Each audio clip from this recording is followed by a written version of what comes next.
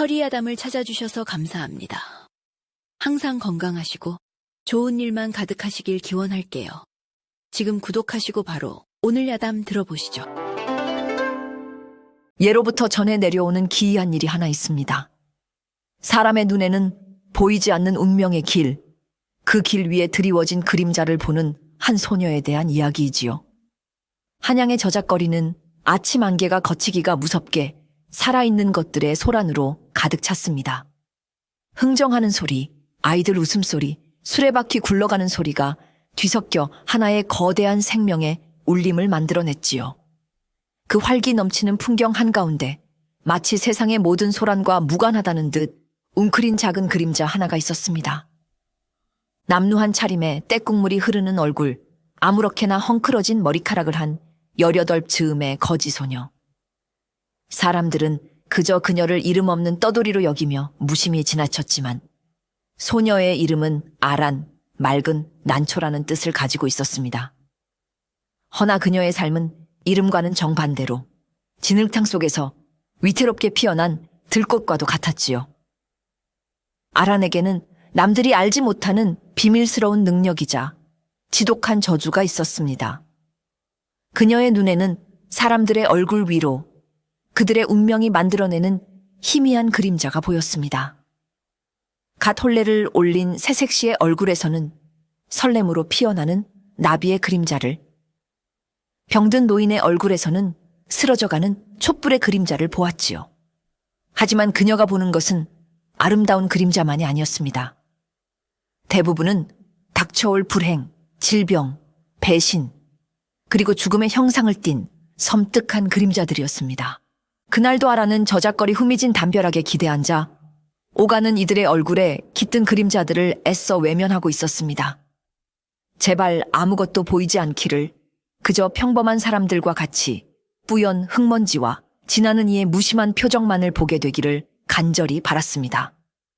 하지만 그녀의 바람과는 달리 운명의 그림자는 그녀의 의지와 상관없이 시야에 어른거렸습니다. 바로 그때 비단 가게 앞에서 큰 소리가 났습니다. 값비싼 비단을 몇 필이나 사들인 듯한 배가 불룩 나온 한 상인이 가게 주인을 향해 거들먹거리고 있었습니다. 그의 얼굴은 부와 교만으로 번들거렸지만 아란의 눈에는 다른 것이 보였습니다. 그의 기름진 얼굴 위로 서슬퍼런 칼날의 그림자가 섬뜩하게 흔들리고 있었던 것입니다. 그림자는 너무나도 선명하여 금방이라도 그의 목을 벨 듯 위태로워 보였습니다. 아라는 저도 모르게 몸을 떨었습니다.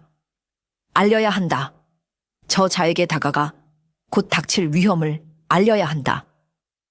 마음속에서 그런 외침이 들려왔지만 그녀의 몸은 땅에 뿌리라도 내린 듯 움직이지 않았습니다. 과거 그녀는 비슷한 그림자를 본 적이 있었습니다. 이웃 마을의 한 안악에게서 물에 빠진 아이의 그림자를 보고 그 사실을 알렸다가 미친 계집 취급을 받으며 매몰차게 쫓겨났었지요. 그리고 다음 날 그 안악의 아이는 정말로 가을에 빠져 싸늘한 주검으로 발견되었습니다. 사람들은 아란이 저주를 퍼부어 아이를 죽게 했다며 그녀에게 돌을 던졌습니다. 그날 이후 아란은 자신의 능력을 철저히 숨기고 보이는 것을 보지 못한 척, 아는 것을 알지 못하는 척하며 살아왔습니다. 내가 말한다고 해서 바꿀 수 있는 것은 아무것도 없어. 오히려 더 큰 화를 입을 뿐이야. 아라는 고개를 숙이고 두 눈을 질끈 감았습니다. 그녀는 상인의 거들먹거리는 목소리가 멀어질 때까지 그렇게 한참을 웅크리고 있었습니다. 그리고 다음 날 아침 저작거리에는 흉흉한 소문이 파다하게 퍼졌습니다. 어젯밤 비단 가게의 상인이 주막에서 술값 시비가 붙어 성난 장정의 칼에 찔려 그 자리에서 즉사했다는 것이었습니다. 사람들은 그의 오만방자함이 결국 화를 불렀다며 혀를 찼지만 아라는 그 소문을 들으며 온몸의 피가 차갑게 식는 것을 느꼈습니다. 또다시 또 내가 본 그림자가 현실이 되었다.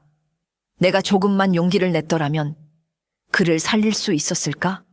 아니, 그랬다 해도 나는 또다시 저주를 퍼붓는 미친년이라 손가락질 당했겠지. 그녀의 마음속에서 죄책감과 체념이 뒤섞여 소용돌이쳤습니다. 신이시여, 어찌하여 제게 이런 몹쓸 눈을 주셨나이까? 차라리 제 눈을 멀게 하여 이 끔찍한 그림자들을 보지 않게 해주시옵소서. 아라는 텅 빈 눈으로 허공을 바라보았습니다. 그녀의 눈에 비친 세상은 온통 검고 불길한 그림자들로 가득 차 있는 거대한 무덤과도 같았습니다. 그녀의 능력은 신의 선물이 아니라 결코 벗어날 수 없는 끔찍한 저주였습니다. 그녀는 그 저주 속에서 그렇게 홀로 세우러져 갈 운명이라 믿고 있었습니다. 상인의 죽음으로 뒤숭숭해진 마음을 안고 아라는 평소보다 더 깊숙이 몸을 숨긴 채 사람들의 시선을 피하고 있었습니다. 자신의 눈이 다른 이의 불행을 불러온다는 죄책감에 그녀는 누구의 얼굴도 마주하고 싶지 않았습니다. 그저 땅바닥의 흙과 돌멩이, 지나가는 집신들의 움직임만을 멍하니 바라볼 뿐이었지요.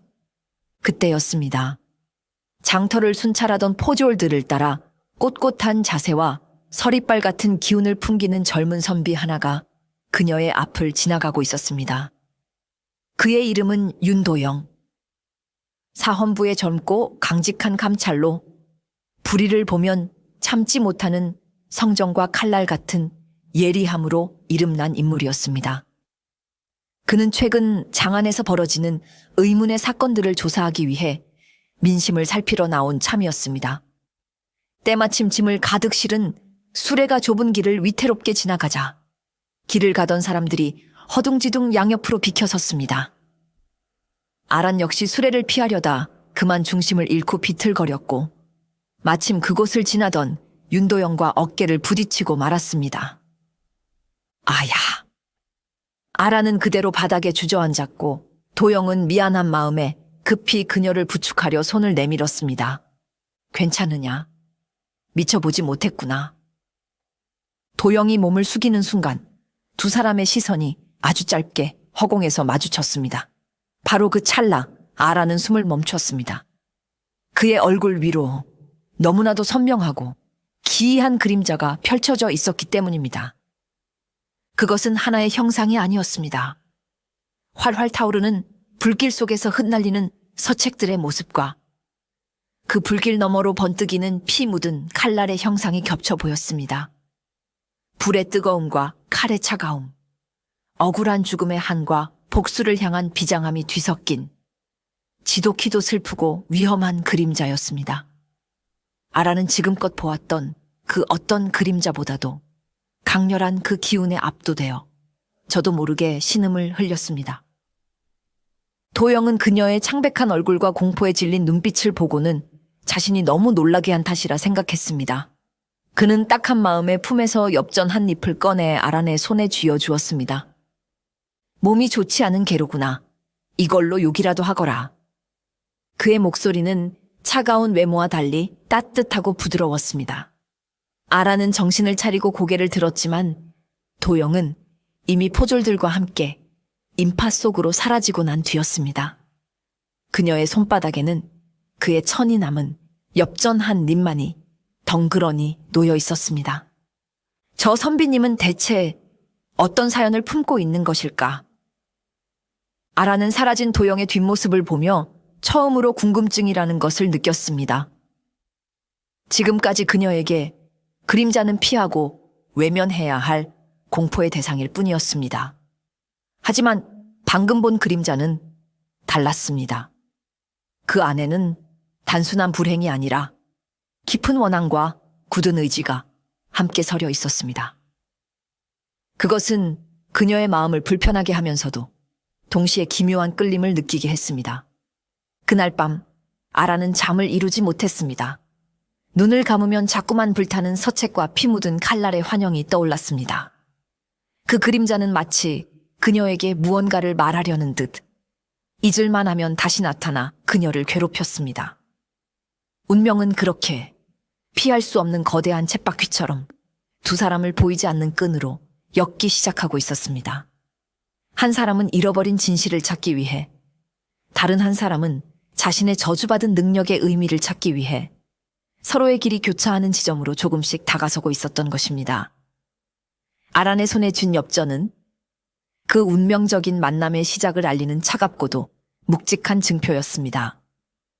해가 저물고 저작거리에 소란이 잦아들자 굶주림이 아란의 배를 아프게 찔렀습니다. 윤도영이 주고 간 엽전이 있었지만 그녀는 차마 그것을 쓸 수가 없었습니다. 그 엽전은 그녀에게 단순한 돈이 아니라 기이하고 슬픈 운명과의 첫 만남을 상징하는 물건이었기 때문입니다. 그녀는 엽전을 품속 깊이 간직한 채 익숙한 발걸음을 옮기기 시작했습니다. 그녀가 향한 곳은 한양에서 가장 화려하고 비밀스러운 장소, 기방 월영각의 후미진 뒷문이었습니다. 월영각은 고관대작들의 발길이 끊이지 않는 곳으로 그 화려한 만큼이나 수많은 비밀과 정보가 오가는 곳이기도 했습니다. 그곳의 주인인 행수기생 흥매는 30 중반의 나이에도 여전히 사람의 혼을 빼놓는 미모와 상대의 속을 꿰뚫어 보는 듯한 깊은 눈빛을 가진 여인이었습니다. 그녀는 한양 땅의 온갖 정보와 권력의 흐름을 손바닥 보듯 훤히 꿰고 있었으며 그녀의 말 한마디는 때로 어지간한 판서의 호통보다 더 큰 힘을 발휘하기도 했습니다. 그런 흥매에게는 아무도 모르는 비밀이 하나 있었으니 바로 거지 소녀 아란과의 인연이었습니다. 아란이 뒷문에 다다라 조심스럽게 기척을 내자 안에서 늙은 하인 하나가 나와 묵묵히 음식 꾸러미를 건네주었습니다. 그 안에는 아직 온기가 남아있는 밥과 국, 그리고 작은 고기, 반찬이 들어있었지요. 이것은 모두 흥매의 짓이었습니다. 흥매와 아란의 인연은 아란의 어머니로부터 시작되었습니다. 아란의 어머니는 신기가 강했던 무녀로 젊은 시절 억울한 누명을 쓰고 쫓겨나던 어린 기생, 흥매를 숨겨주고 목숨을 구해준 적이 있었습니다. 흥매는 그때의 은혜를 잊지 않았고 아란의 어머니가 병으로 세상을 떠난 뒤 홀로 남겨진 아란을 남몰래 보살펴주고 있었던 것입니다. 그녀는 아란의 기이한 능력을 알고 있는 유일한 사람이기도 했습니다. 그날도 아란은 음식을 받아들고 돌아서려는데 안에서 흥매의 목소리가 들려왔습니다. 아란아, 잠시 들어오너라. 아란이 조심스럽게 안으로 들어서자 화려한 비단 옷을 입은 흥매가 차가운 표정으로 그녀를 맞았습니다. 그녀는 아란의 창백한 얼굴과 불안하게 떨리는 눈동자를 보고는 단번에 무언가 일이 있었음을 직감했습니다. 오늘 무언가 본 것이냐? 흥매의 단도직입적인 물음에 아란은 고개를 숙였습니다. 그녀는 낮에 있었던 일, 윤도영이라는 선비와 그의 얼굴에 서린 기이한 그림자에 대해 모두 털어놓았습니다. 이야기를 듣는 내내 흥매의 표정에는 변화가 없었지만 그녀의 눈빛은 예리하게 빛나고 있었습니다. 사헌부 감찰 윤도영이라 3년 전 영모제로 억울하게 옥사한 윤참판 댁 외아들이로구나. 그 아비의 죽음에 얽힌 비밀이 많다더니 필시 그 그림자는 그 일과 관련이 있겠지. 흥매는 모든 것을 알고 있다는 듯 말했습니다. 아라는 그런 그녀가 두려우면서도 한편으로는 의지가 되었습니다. 저는 무섭습니다, 이모. 제 눈이 또 다른 불행을 불러올까봐 아무것도 할 수가 없습니다. 이 능력은 저주입니다. 그렇지 않습니까? 아란의 목소리는 절망으로 가득 차 있었습니다. 흥매는 그런 아란에게 다가가 흙먼지 투성이인 그녀의 어깨를 부드럽게 감쌌습니다. 그녀의 손길은 의외로 따뜻했습니다. 아란아, 네 어미는 늘 말했단다. 모든 능력에는 그 쓰임이 있는 법이라고. 칼이 사람을 죽이기도 하지만 의원의 손에 들리면 사람을 살리는 법이다. 내 능력은 저주가 아니다. 그저 아직 내 능력을 제대로 쓸 때와 사람을 만나지 못했을 뿐이다. 흥매는 아란의 헝클어진 머리를 부드럽게 쓸어주며 말했습니다. 세상은 네가 보는 그림자보다 훨씬 더 어둡고 추악한 곳이다. 하지만 그렇기에 너처럼 어둠 속에서 진실의 빛을 볼 수 있는 눈이 필요한 것이지. 두려워하지 마라. 때가 되면 네가 무엇을 해야 할지 스스로 알게 될 것이다. 흥매의 말은 아란에게 작은 위안을 주었습니다. 하지만 그녀는 여전히 두려웠습니다. 자신의 힘으로 감당할 수 없는 거대한 운명의 소용돌이에 휘말리게 될 것만 같았기 때문입니다. 그녀는 말없이 음식 꾸러미를 품에 안고 월영각을 나섰습니다. 밤은 깊었고 한양의 밤거리 위로 드리워진 그림자들은 그녀의 마음처럼 어둡고 길었습니다. 흑매는 멀어지는 아란의 작은 뒷모습을 보며 때가 머지않았구나 라고 나지막이 읊조렸습니다. 한편 월영각을 나선 아란의 마음을 온통 차지해버린 사내 윤도영은 자신의 집무실에서 밤늦도록 꺼지지 않는 촛불 아래 앉아 있었습니다. 그의 책상 위에는 낡고 해진 서책들과 누렇게 변한 상소문들이 어지럽게 널려 있었지요. 모두 3년 전 그의 아버지가 남긴 유품들이었습니다. 그의 아버지 윤참파는 강직하고 청렴하기로 이름난 신하였습니다. 그는 나라의 재정을 담당하며 권세가들의 부정부패를 파헤치는 일에 앞장섰지요. 하지만 그의 고든 성정은 결국 화를 불렀습니다. 그는 거대한 비리의 실체에 거의 다가섰을 때 갑작스레 역모를 꾀했다는 모함을 받고 의금부로 끌려갔습니다. 그리고 며칠간의 혹독한 고문 끝에 결국 옥중에서 한 많은 생을 마감해야 했습니다. 도영은 아버지가 그럴 리 없다는 것을 누구보다 잘 알고 있었습니다. 아버지는 역모를 꾀할 위인이 아니었으며 그의 죽음 뒤에는 분명 거대한 흑막이 도사리고 있을 것이라 굳게 믿었습니다. 아버지가 돌아가신 후 집안은 풍비박산이 났고 그는 가까스로 목숨만 건져 외게서 숨죽이며 살아야 했습니다. 그리고 몇 년 후 그는 와신상담 끝에 과거에 급제하여 사헌부 감찰이라는 직책을 얻게 된 것입니다. 모두가 그의 출세를 축하했지만 그의 목표는 오직 하나, 아버지의 누명을 벗고 진범을 밝혀내어 정의를 바로 세우는 것이었습니다. 그는 3년 동안 아무도 모르게 아버지의 죽음에 대해 비밀리에 조사를 이어왔습니다.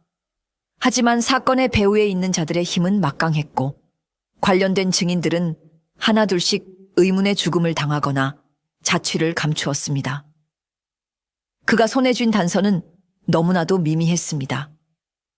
그중 하나는 아버지가 옥중에서 몰래 빼돌려 그에게 전해준 마지막 서신이었습니다.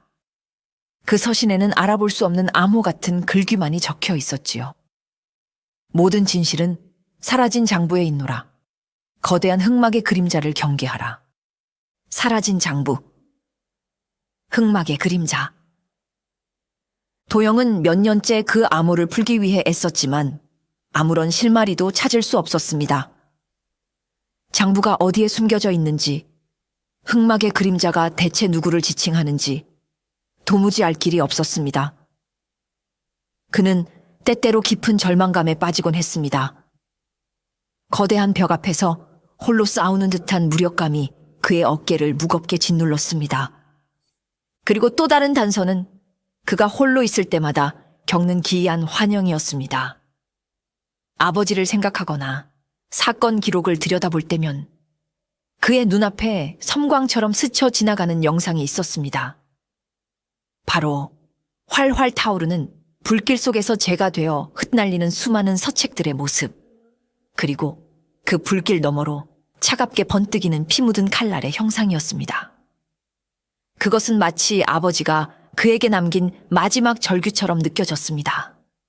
하지만 그 환영 또한 무엇을 의미하는지 알 수 없었지요. 오늘 저녁도 그는 늦도록 서류 더미에 파묻혀 있었습니다. 그러다 문득 낮에 저작거리에서 부딪혔던 거지 소녀의 얼굴이 떠올랐습니다. 유난히 창백했던 얼굴, 그리고 자신을 보고 겁에 질려있던 그 커다랗고 맑은 눈동자. 그는 왜인지 모르게 그 소녀의 모습이 뇌리에서 떠나지 않았습니다. 딱한 아이였지. 제대로 먹지도 못하는 듯 하던데. 그는 잠시 소녀에 대한 연민에 잠겼다가 이내 고개를 흔들어 잡념을 떨쳐냈습니다. 지금은 한가한 생각을 할 때가 아니었습니다. 그는 내일 아버지의 옛 동료이자 사건의 내막을 어렴풋이 알고 있을지도 모르는 한 관리를 비밀리에 만나기로 약속한 참이었습니다. 어쩌면 그에게서 사라진 장부에 대한 결정적인 단서를 얻을 수 있을지도 모른다는 희망에 그의 마음은 비장함으로 가득 차 있었습니다. 도영은 촛불 아래에서 굳은 결의를 다졌습니다. 아버지, 반드시 진실을 밝혀내어 아버님의 원한을 풀어드리겠습니다. 설령 제 목숨이 위태로워진다 해도 결코 물러서지 않겠습니다. 그의 등 뒤로 촛불이 만들어낸 길고 굳건한 그림자가 집무실 벽 위에서 조용히 흔들리고 있었습니다. 며칠 후 아라는 여느 때처럼 저작거리 한 구석에 웅크리고 앉아 있었습니다. 뱃속은 허기졌지만 며칠 전 만났던 윤도영의 얼굴에 서린 그림자가 잊히지 않아 마음이 편치 않았습니다. 그 슬프고도 위험한 그림자는 마치 불길한 예언처럼 그녀의 뇌리에 각인되어 있었습니다. 물러거라, 민판서 대감 행차시다. 그때 저작거리 입구에서부터 요란한 외침소리가 들려왔습니다. 길을 가던 사람들은 황급히 양옆으로 비켜서며 길을 터주었고 곧이어 화려한 가마와 위세등등한 하인들의 행렬이 나타났습니다. 바로 이조판서 민대감의 행차였습니다. 민판서는 조정의 막강한 권력자 중 한 명이었습니다. 그는 언제나 인자한 미소를 띤 얼굴로 백성들을 대하며 덕망 높은 재상으로 칭송받고 있었지요. 가난한 이들에게는 종종 쌀을 나누어 주는 등 선행을 베풀기도 하여 백성들 사이에서도 그의 평판은 매우 좋았습니다. 아란 역시 그에 대한 좋은 소문들을 익히 들어왔기에 호기심에 고개를 들어 가마 쪽을 바라보았습니다. 마침 가마의 창이 열리고 민판서가 사람들을 향해 부드러운 미소를 지으며 손을 흔들었습니다. 그의 얼굴은 과연 소문대로 온화하고 인자해 보였습니다.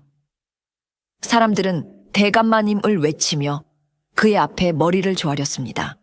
하지만 아란의 눈에 비친 것은 그것이 전부가 아니었습니다. 그녀의 눈이 경악으로 물들기 시작했습니다. 민판서의 그 인자한 얼굴 뒤로 지금껏 본 적 없는 거대하고 끔찍한 그림자가 꿈틀거리고 있었기 때문입니다. 그것은 마치 수백, 수천 마리의 독사가 뒤엉켜 만들어진 거대한 ጧ리와도 같았습니다.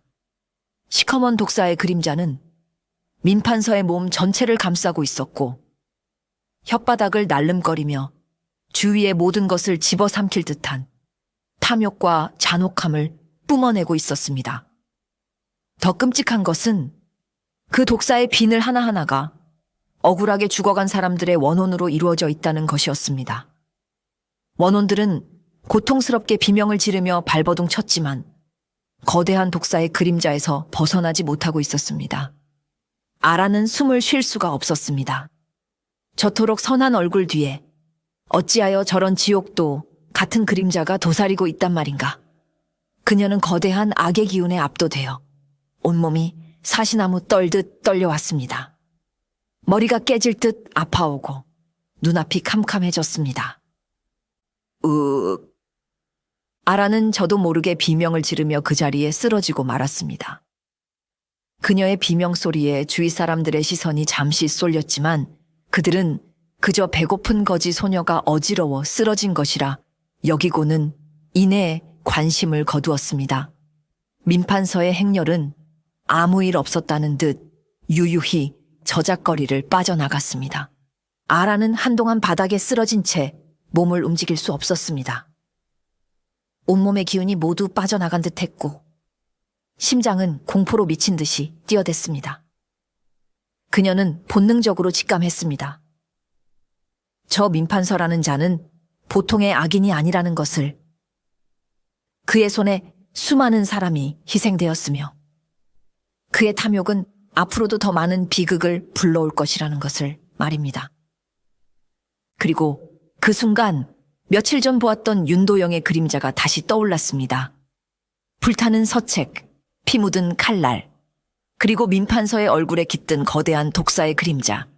전혀 관계없어 보이던 두 개의 그림자가 그녀의 머릿속에서 불길하게 연결되기 시작했습니다. 혹시 저 젊은 선비의 불행이 저 끔찍한 독사의 그림자와 관련이 있는 것은 아닐까. 그 생각에 미치자 아란의 마음속에 두려움과 함께 알 수 없는 사명감 같은 것이 싹트기 시작했습니다. 지금까지 그녀는 그림자를 외면하고 도망치기만 했습니다. 하지만 저 거대한 악의 그림자를 본 이상 더 이상 모른 척할 수만은 없을 것 같았습니다. 그것은 그녀의 힘으로 감당할 수 있는 일이 아니었지만 그녀의 운명은 이미 거대한 사건의 중심으로 조금씩 이끌려 들어가고 있었습니다. 민판서의 끔찍한 그림자를 목격한 후 아란의 마음은 무거운 돌덩이라도 얹은 듯 답답하고 불안했습니다. 하지만 거지 소녀인 자신이 할 수 있는 일은 아무것도 없었습니다. 그저 불길한 일이 일어나지 않기만을 바랄 뿐이었지요. 며칠이 지난 늦은 오후였습니다. 아란은 허기를 달래기 위해 한적한 골목길의 허름한 국밥집 주위를 맴돌고 있었습니다. 혹시나 손님들이 남기고 간 음식이라도 얻을 수 있을까 하는 기대 때문이었지요. 그때 국밥집 안에서 익숙한 목소리가 들려왔습니다. 윤도영이었습니다. 아란은 저도 모르게 몸을 숨기고 국밥집의 뚫어진 창틈으로 안을 엿보았습니다. 도영은 허름한 선비 차림으로 변복한 채 마주 앉은 중년의 관리와 비밀스럽게 이야기를 나누고 있었습니다. 그 관리는 도영의 아버지와 절친했던 옛 동료로 도영이 아버지의 누명을 벗기기 위해 마지막 희망을 걸고 만나는 사람이었습니다. 도영은 주위를 살피며 낮은 목소리로 물었습니다. 정참판, 부디 알고 계신 것을 말씀해 주십시오. 아버님의 죽음과 관련된 사라진 장부에 대해 무언가 들으신 것이 없으십니까? 정참판이라는 관리는 불안한 듯 주위를 두리번거리며 말했습니다. 윤 감찰, 이 일은 너무 위험하네. 자네 아버님을 죽음으로 몰고 간 자들은 우리가 상상하는 것 이상의 힘을 가졌어. 섣불리 파헤치려다가는 자네 목숨마저 위태로워질 걸세. 그가 말을 하는 순간 아라는 그의 얼굴을 보고 숨을 멈췄습니다. 정참판의 얼굴 위로 짙고 불길한 그림자가 어른거리고 있었기 때문입니다. 그것은 독이 든 검은 술잔의 형상이었습니다. 그림자는 그의 입술 근처에서 아른거리며 곧 그의 생명을 앗아갈 듯 섬뜩한 기운을 뿜어내고 있었습니다. 안 돼! 저 사람은 오늘 밤 죽게 될 거야. 아란의 심장이 차갑게 내려앉았습니다. 그녀는 더 이상 망설일 수가 없었습니다. 이것은 상인의 죽음과는 달랐습니다. 이 일은 그 슬픈 눈빛의 선비, 윤도영과 직접적으로 관련되어 있었기 때문입니다. 그녀는 자신도 모르게 자리에서 벌떡 일어나 국밥집 안으로 뛰어들어갔습니다. 멈추시오. 아란의 갑작스러운 등장에 비밀스러운 대화를 나누던 두 사람은 경악하며 그녀를 바라보았습니다. 도영은 며칠 전 저작거리에서 보았던 거지 소녀임을 알아보고는 놀라움을 금치 못했습니다. 네가 어찌하여 여기에... 아라는 숨을 헐떡이며 다급하게 도영을 향해 외쳤습니다. 선비님, 안 됩니다. 오늘 밤 이분을 만나시면 안 됩니다. 이분은 곧 돌아가실 운명입니다. 그녀는 차마 독살당할 것이라는 말은 입에 담지 못하고 그저 죽음을 경고할 뿐이었습니다. 정참판은 미친 거지 소녀의 횡설수설에 불쾌한 표정을 지었고 도영 역시 황당함을 감추지 못했습니다. 이 아이가 굶주림에 헛것을 보는 모양이구나. 내 이놈 썩 물러가지 못할까. 정참판이 호통을 쳤습니다. 도영은 아란의 절박한 눈빛에서 무언가 이상한 기운을 느꼈지만 중요한 이야기를 나누던 중에 벌어진 이 상황을 그대로 둘 수는 없었습니다.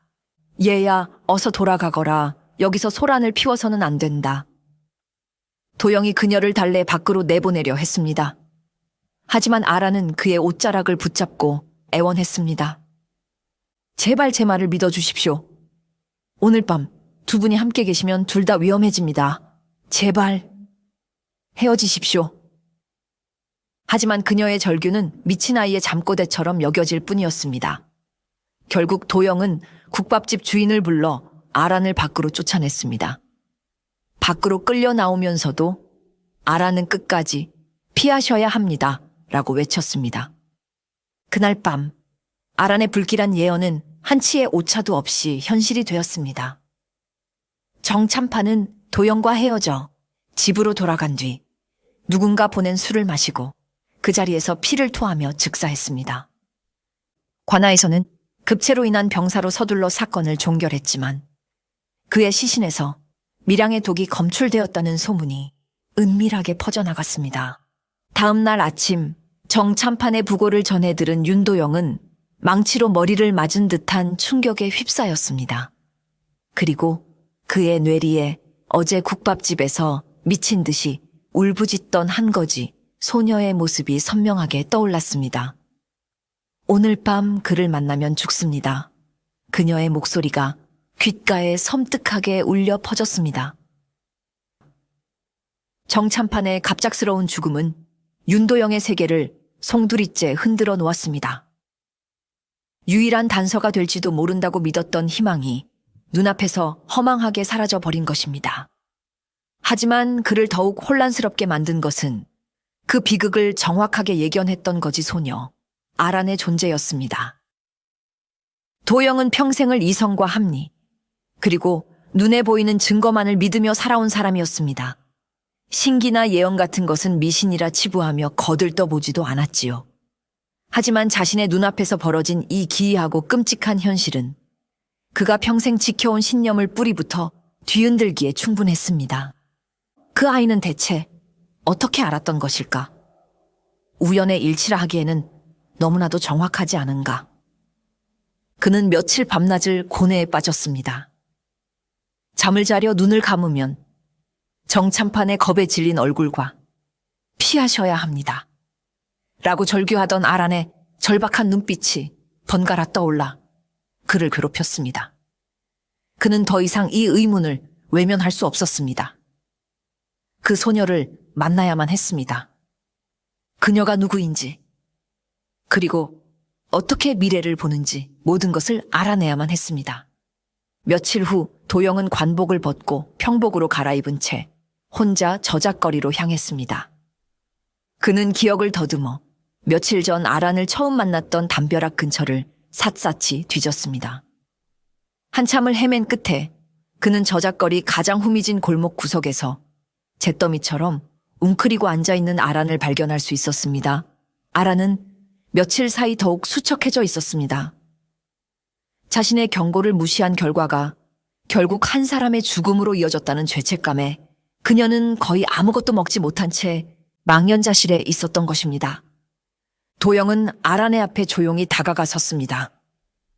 인기척에 고개를 든 아란은 도영을 보고는 화들짝 놀라며 뒷걸음질 쳤습니다. 그녀의 눈에는 두려움과 원망, 그리고 미안함이 복잡하게 뒤섞여 있었습니다. 나를 피하지 말거라. 도영의 목소리는 낮고 진지했습니다. 그는 주변을 한번 살피고는 아란의 옆에 조심스럽게 무릎을 굽히고 앉았습니다. 평소에 그라면 상상도 할 수 없는 행동이었지요. 묻고 싶은 것이 있어 왔다. 너는 어떻게 알았느냐? 정참판 어른께서 돌아가실 것을 어찌 알았단 말이냐? 아란은 입술을 깨물며 고개를 숙였습니다. 이 사람에게 진실을 말해야 하는가? 말한다면 그는 나를 믿어줄까? 아니, 오히려 나를 요물이라 여기며 관에 끌고 가지는 않을까?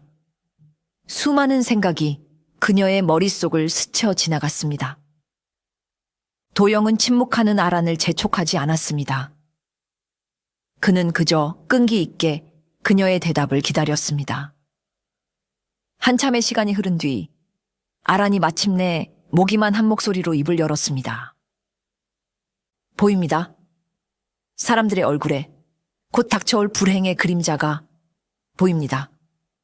그림자, 정참판 어른의 얼굴에서는 독이 든 검은 술잔의 그림자가 보였습니다. 그래서 막으려 했던 것입니다. 아란의 고백은 믿기 힘든 이야기였습니다. 하지만 도영은 그녀의 떨리는 목소리와 공포에 질린 눈빛에서 그것이 거짓이 아님을 직감했습니다. 그는 마지막 확인을 위해 가장 중요한 질문을 던졌습니다. 그렇다면 내게서도 무언가 보았느냐? 처음 나를 보았을 때 너는 몹시 놀란 듯했다. 내 얼굴에서는 어떤 그림자가 보였느냐? 그의 질문에 아란의 몸이 희미하게 떨렸습니다. 그녀는 고개를 들어 도영의 깊고 슬픈 눈을 똑바로 바라보았습니다. 그리고는 아주 또렷한 목소리로 대답했습니다. 선비님의 얼굴에서는 불에 타는 서책과 피 묻은 칼의 그림자가 보였습니다. 순간 도영의 표정이 굳어졌습니다. 심장이 쿵 하고 내려앉는 듯한 충격이 온몸을 휩쓸었습니다. 불에 타는 서책과 피 묻은 칼. 그것은 바로 그가 아버지를 생각할 때마다 홀로 겪던 기이한 환영과 정확히 일치하는 것이었습니다. 이 세상 누구에게도 말한 적 없는 자신만의 비밀스러운 고통을 눈앞에 이 거지 소녀가 너무나도 정확하게 꿰뚫어 본 것입니다. 아란의 입에서 나온 대답은 윤도영에게 거대한 충격이자 동시에 한 줄기 희망이었습니다. 그는 평생을 의지해온 이성의 세계가 무너지는 혼란을 느꼈지만 3년간 굳게 닫혀있던 진실의 문을 열 수 있는 열쇠를 마침내 찾았다는 예감에 심장이 뜨거워졌습니다. 그는 더 이상 망설일 수 없었습니다. 얘야, 내 이름이 무엇이냐? 아란이라 합니다. 아란아, 나는 너의 도움이 필요하다. 도영은 몸을 낮추고 아란의 눈을 똑바로 바라보며 진지하게 말했습니다. 나는 3년 전 억울한 누명을 쓰고 돌아가신 아버님의 원한을 풀어드려야 한다. 하지만 진실은 거대한 어둠 속에 가려져 있고 나는 지금껏 아무런 실마리도 찾지 못했다. 허나 너의 그 그림자를 보는 눈이라면 내가 보지 못하는 진실을 볼 수 있을지도 모른다. 부디 나를 도와다오. 그의 제안은 아란에게 또 다른 공포였습니다.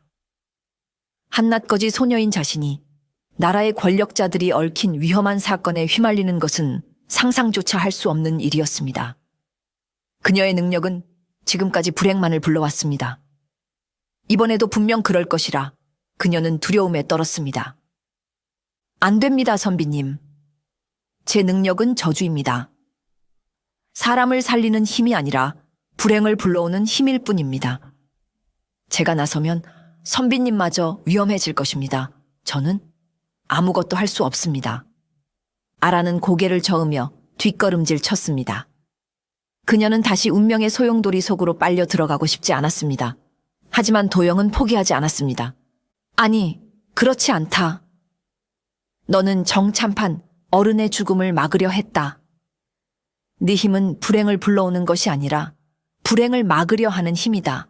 단지 우리가 너를 믿지 않았을 뿐이다. 내가 너를 믿음아.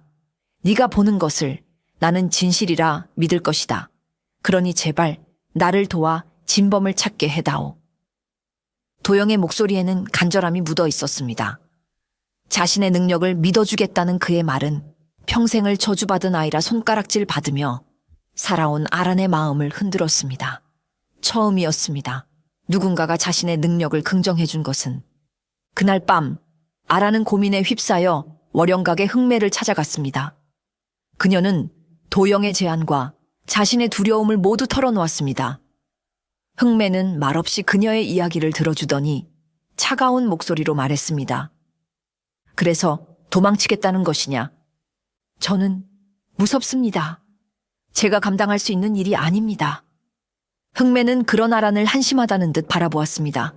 내 어미는 신기가 몸에 깃든 것을 자신의 숙명이라 여겼다. 피할 수 없다면 차라리 그것을 무기 삼아 약한 이들을 위해 싸워야 한다고 했지. 그래서 억울한 누명을 쓴 나를 숨겨주었고 목숨을 걸고 나를 지켜주었다. 만약 내 어미였다면 억울한 죽음 앞에서 진실을 밝히려는 저 젊은 선비를 외면했을 것 같으냐. 흑매의 말은 비수처럼 아란의 가슴에 꽂혔습니다. 그녀는 늘 어머니의 그늘 아래서 자신의 능력을 저주하고 숨기기에만 급급했습니다. 어머니처럼 당당하게 자신의 운명과 맞설 용기가 없었던 것입니다. 선택은 내 몫이다. 평생을 그림자 뒤에 숨어 남의 불행을 외면하며 죄책감 속에 살아가든지 아니면 위험할지라도 그 눈으로 진실을 보고 단 한 사람이라도 억울한 죽음을 위로해주든지. 네 어미의 딸이라면 어떤 길을 택해야 할지 스스로 알 것이다. 흥매는 그 말을 남기고 차갑게 돌아섰습니다. 그녀의 등은 아란에게 스스로 일어설 것을 강요하는 듯 보였습니다. 다음 날 아란은 큰 결심을 하고 도영을 다시 찾아갔습니다. 그녀의 눈빛은 더 이상 두려움에 떨리지 않았습니다. 그 안에는 비장한 결의가 서려 있었지요. 돕겠습니다, 선비님. 제 눈이 선비님께 힘이 될 수 있다면 기꺼이 그림자를 보겠습니다. 윤도영과 아란의 동맹은 비밀리에 이루어졌습니다. 도영은 자신의 수하들조차 믿지 못하는 상황이었기에 월영각의 흥매가 마련해준 작은 은신처에서 아란과 만나며 사건의 실마리를 찾아 나가기 시작했습니다. 도영은 가장 먼저 정참판의 죽음에서부터 단서를 찾으려 했습니다. 아란아, 다시 한번 잘 생각해 보거라. 그날 국밥집에서 정참판 어른을 보았을 때 독이 든 술잔의 그림자 외에 다른 것은 보이지 않았느냐? 사람의 형상이라든지 특이한 물건이라든지 아주 희미한 것이라도 좋다. 아라는 눈을 감고 그날의 기억을 더듬었습니다. 그녀의 머릿속에 정참판의 겁에 질린 얼굴과 그 위를 떠다니던 검은 술잔의 그림자가 떠올랐습니다. 그녀는 그림자에 집중하며 그 주변을 샅샅이 훑었습니다. 술잔 뒤편으로 아주 희미하게 무언가 보입니다. 아란의 미간이 좁혀졌습니다. 키가 크고 아주 마른 사내의 그림자입니다. 얼굴은 보이지 않지만 검은 옷을 입고 있습니다. 그리고 그의 손에는 아무것도 들려있지 않은데 그 손에서 차가운 칼의 기운이 느껴집니다. 키가 크고 마른 사내, 검은 옷, 칼의 기운. 도영은 그녀의 말을 하나하나 종이에 적었습니다. 혹 다른 것은 없느냐? 그 사내의 발치에 아주 작은 이름 같은 것이 보입니다. 천, 뒤는 잘 보이지 않습니다. 도영은 고개를 갸웃거렸습니다. 하지만 그것만으로는 범인을 특정할 수 없었습니다. 그때 아란이 무언가 더 생각난 듯 다급하게 말했습니다. 그리고 그 사내의 그림자는 온전하지 않습니다. 마치 누군가에게 조종당하는 꼭두각시처럼 그림자 뒤에 그것을 움직이는 더 큰 그림자가 있는 듯한 느낌입니다.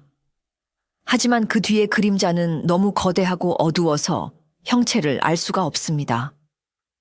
누군가에게 조종당하는 자객, 그리고 그 배후에 있는 거대한 흑막.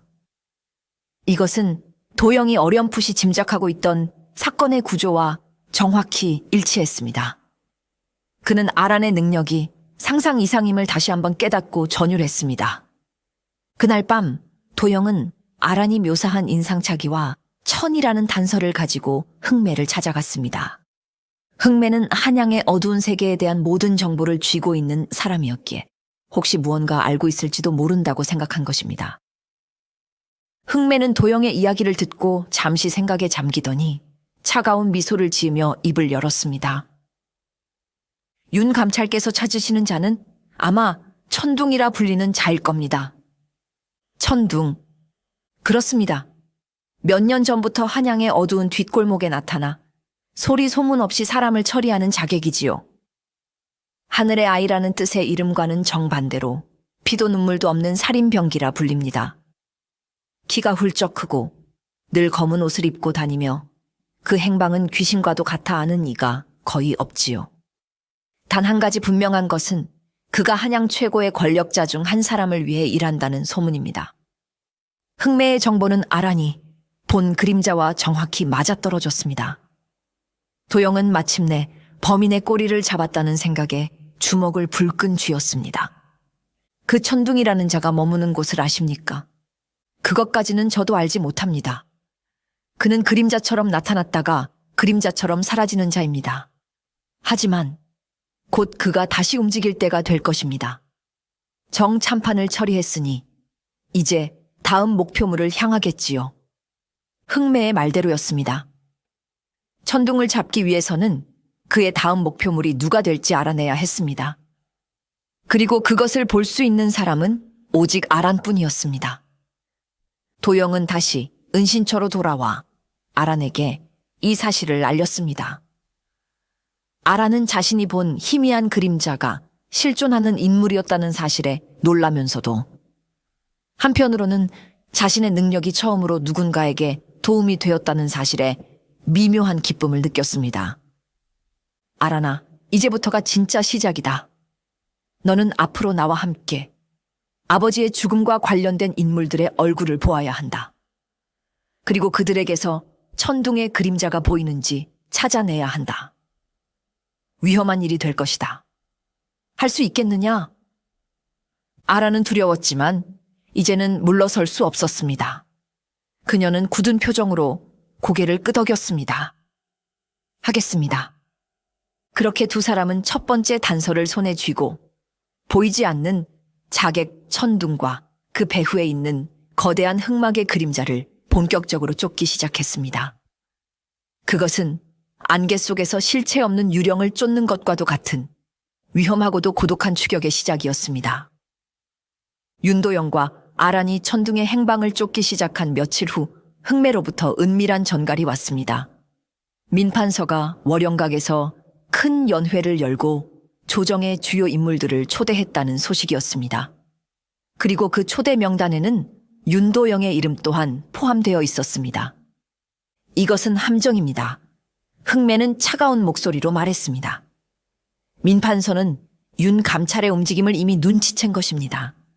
그리고 자신의 안방인 월영각으로 당신을 불러들여 여러 사람이 보는 앞에서 자연스러운 사고로 위장하여 당신을 제거할 속셈일 겁니다. 도영 역시 그것이 함정임을 직감했습니다. 하지만 그는 피할 수 없었습니다. 만약 이 초대를 거절한다면 그것은 곧 자신이 민판서를 의심하고 있다는 것을 드러내는 셈이 되어 더 큰 위험을 부를 수도 있었기 때문입니다. 또한 어쩌면 이 연회 자리에서 민판서와 관련된 결정적인 단서를 얻을 수 있을지도 모른다는 위험한 기대감도 있었습니다. 가야만 합니다. 호랑이를 잡으려면 호랑이 굴로 들어가야 하는 법이지요. 도영의 결심은 단호했습니다. 흑매는 그의 무모함에 혀를 찼지만 그의 굳은 의지를 꺾을 수는 없었습니다. 대신 그녀는 아란을 몰래 연회장에 허드렛 일을 하는 아이로 위장시켜 멀리서나마 도영을 지켜보게 하는 치밀함을 보였습니다. 아란의 눈이 그 어떤 호위 무사보다도 훌륭한 방패가 될 것이라 판단한 것입니다. 연회가 열리는 날 밤 월영각은 등불로 대낮같이 밝았고 화려한 비단옷을 입은 권세가들의 웃음소리로 가득 찼습니다. 아란은 허름한 무명 옷을 입고 다른 하인들 틈에 섞여 술과 음식을 나르며 조심스럽게 연회장 사람들의 얼굴을 살폈습니다. 연회의 주인공인 민판서는 상석에 앉아 인자한 미소를 지으며 손님들을 맞고 있었습니다. 하지만 아란의 눈에는 그의 얼굴 뒤에서 꿈틀거리는 거대한 독사의 그림자가 여전히 선명하게 보였습니다. 그리고 그 그림자는 오늘따라 유난히 더 검고 흉흉한 기운을 뿜어내고 있었습니다. 아란은 필사적으로 천둥의 그림자를 찾으려 애썼지만 연회장에 참석한 그 누구에게서도 그의 흔적은 보이지 않았습니다. 흑매의 예상이 틀렸던 것일까? 아니면 천둥이 이미 다른 곳에 숨어 기회를 노리고 있는 것일까? 아란의 마음이 초조하게 타들어갔습니다. 연회가 무르익고 모두가 술에 취해 흥이 올랐을 때였습니다. 월영각의 자랑인 어린 무희들이 나와 화려한 칼춤을 추기 시작했습니다. 모두가 무희들의 아슬아슬하고 아름다운 춤사 위에 넋을 잃고 박수를 보냈습니다. 바로 그때였습니다. 아라는 상석에 앉아 흡족한 미소로 춤을 감상하는 민판서의 얼굴을 다시 한번 보았습니다. 그리고 그 순간 그녀는 경악을 금치 못했습니다. 민판서의 얼굴에 깃든 독사의 그림자가 이전과는 다른 형상으로 변해 있었기 때문입니다. 독사의 입이 크게 벌어지더니 그 안에서 날카로운 화살의 그림자 하나가 튀어나와 정확히 윤도영이 앉아있는 자리를 향해 날아가고 있었습니다. 화살! 도영 선비님이 위험해! 그것은 칼춤을 추던 무희들 중 한 명이 숨겨둔 화살로 도영을 저격하려는 암살 계획이었습니다. 떠들썩한 연회장에서 춤사위로 위장한 암살은 누구도 눈치채지 못할 완벽한 범죄가 될 것이었습니다. 아라는 더 이상 망설일 시간이 없었습니다. 그녀는 손에 들고 있던 노주전자를 바닥에 내팽개치며 있는 힘껏 소리를 질렀습니다. 불이야! 불이야! 갑작스러운 외침에 연회장은 순식간에 아수라장이 되었습니다. 음악이 멎고 사람들은 비명을 지르며 밖으로 뛰쳐나가려 했습니다. 도영 역시 놀라 자리에서 일어났습니다. 바로 그 순간 칼춤을 추던 무희 중 한 명의 눈빛이 차갑게 변하며 품에서 작은 쇠뇌를 꺼내 도영을 향해 겨누었습니다. 하지만 아란의 소란으로 인해 이미 모든 사람들의 시선이 쏠린 뒤였습니다. 암살은 실패로 돌아간 것입니다. 무희는 혀를 차며 재빨리 몸을 날려 지붕 위로 사라졌습니다. 도영은 자신을 향했던 서늘한 살기를 느끼고 온몸에 소름이 돋는 것을 느꼈습니다. 만약 아란의 외침이 아니었다면 자신은 이미 이 세상 사람이 아니었을 것입니다. 혼란이 어느 정도 진정되고 경비들이 연회장을 수습하기 시작했습니다. 도영은 인파 속에서 겁에 질려 떨고 있는 아란을 발견하고 그녀에게 다가갔습니다. 그는 고맙다는 말 대신 굳은 표정으로 그녀의 어깨를 붙잡고 말했습니다. 네가 내 목숨을 구했다. 그리고 이제 확신하게 되었다. 이 모든 일의 배후에는 민판서가 있다는 것을. 아란의 기지로 위기일발의 상황은 넘겼지만 이제 두 사람은 거대한 독사의 그림자와 정면으로 맞서 싸워야 하는 더욱 위험한 길로 들어서게 된 것입니다. 월영각에 꺼져가는 등불 아래 두 사람의 얼굴에는 비장한 결의가 깊게 새겨져 있었습니다. 월영각의 소동은 술 취한 하인의 헛소동으로 서둘러 마무리되었지만 그날 밤의 사건은 윤도영과 아란에게 큰 전환점이 되었습니다. 도영은 민판서가 자신을 죽이려 했다는 명백한 심증을 굳혔고 아란은 자신의 능력이 처음으로 누군가의 생명을 구했다는 사실에 두려움과 함께 미묘한 자신감을 얻게 되었습니다. 며칠 후 두 사람은 다시 은신처에서 만났습니다. 도영은 아란의 안전을 위해 당분간은 저작거리에 나가지 말고 이곳에 머물 것을 당부했습니다. 그 무희는 결국 잡지 못했다. 꼬리를 잡히기 전에 이미 처리되었겠지. 도영이 씁쓸하게 말했습니다. 이제 민판서도 내가 자신을 의심하고 있다는 것을 알았을 것이다. 더 이상은 이렇게 숨어서 단서를 찾을 수만은 없다. 정면으로 부딪혀야만 한다. 하지만 어떻게 말입니까? 그자는 조정의 가장 큰 권력자입니다. 증거도 없이 섣불리 덤볐다가는 선비님께서 역으로 당하실 것입니다. 아란이 걱정스럽게 말했습니다. 그래, 증거가 필요하다. 아버님께서 말씀하신 사라진 장부. 그것만이 민판서를 무너뜨릴 수 있는 유일한 증거다. 도영은 다시 원점으로 돌아온 듯한 답답함에 한숨을 쉬었습니다. 바로 그때 흥매가 방으로 들어왔습니다. 그녀의 손에는 작은 서신이 들려 있었습니다. 윤 감찰, 얼마 전 월영각에서 사라졌던 무희의 시신이 강가에서 발견되었다고 합니다. 목에 작은 독침이 박힌 채로 말이지요. 필시 천둥의 솜씨일 겁니다. 천둥. 그 이름에 아란과 도영의 얼굴이 굳어졌습니다. 흥매는 말을 이었습니다. 그리고 이건 방금 들어온 정보입니다. 내일 밤 민판서가 성 밖의 외딴 사찰에서 누군가를 비밀리에 만난다고 합니다. 아마도 천둥과 접선하여 다음 일을 꾸미려는 것이겠지요.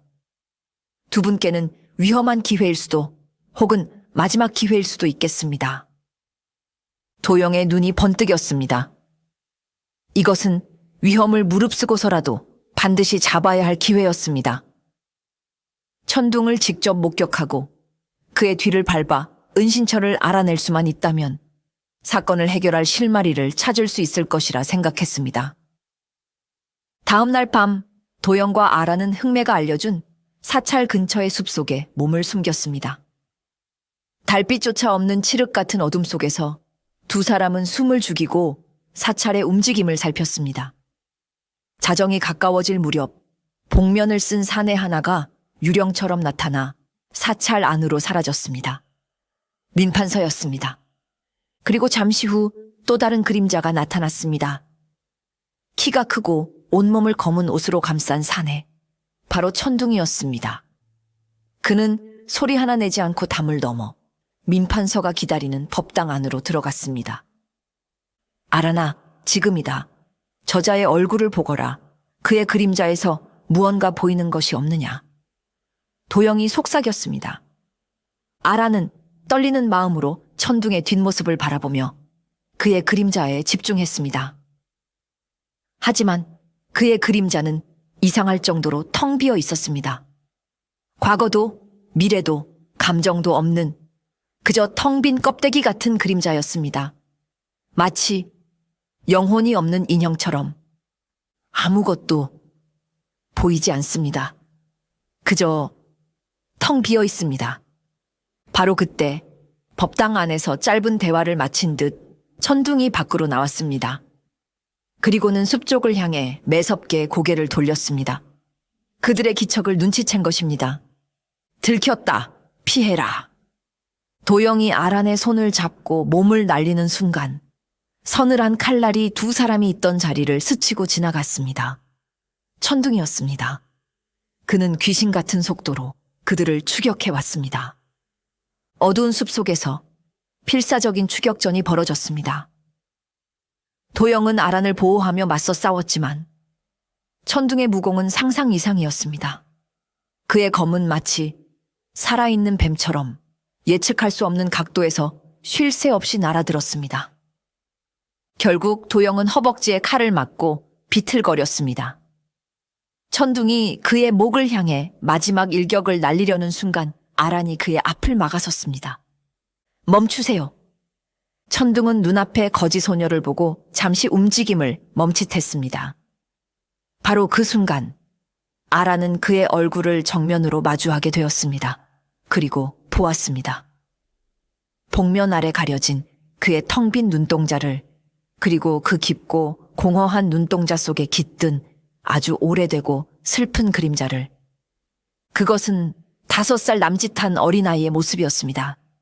굶주림에 지쳐 길가에 쓰러져 있던 아이. 그리고 그 아이에게 손을 내밀며 인자한 미소를 짓고 있는 젊은 시절의 민판서. 아이는 그 손을 잡고 아무것도 모른 채 따라 나섭니다.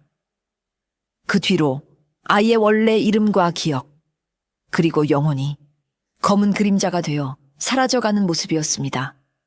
아라는 숨을 멈췄습니다. 천둥은 처음부터 살인병기가 아니었습니다. 그는 그저 민판서라는 거대한 악에게 모든 것을 빼앗기고 이름 없는 그림자로 길러진 희생자였던 것입니다. 그만 하세요. 아란의 떨리는 목소리가 정적을 갈랐습니다.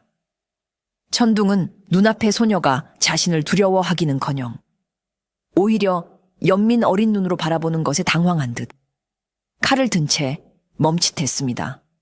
윤도영 역시 아란의 돌발 행동에 놀라 부상당한 다리의 고통도 잊은 채 두 사람을 바라보았습니다.